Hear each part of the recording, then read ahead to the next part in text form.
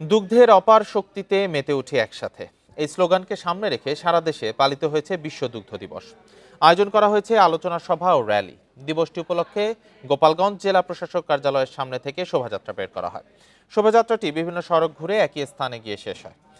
পরে আলোচনা সভায় পুষ্টি ঘাটতি কমাতে দুগ্ধ শিল্পের উন্নয়নে পদক্ষেপ নেয়ার আহ্বান জানান বক্তারা। এই ঈদে জামা জুতো অ্যাকসেসরিজের ডিসকাউন্ট।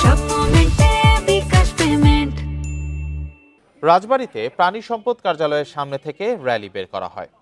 পরে আলোচনা সভার আয়োজন করা হয়।